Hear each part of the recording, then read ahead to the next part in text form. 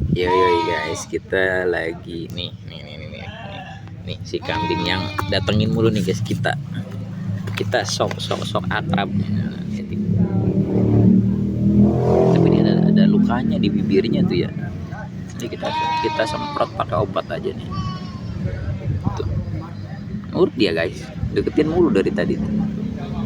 Ya, buat persiapan kurban tahun depan nih bisa jadi bahan yang cocok guys.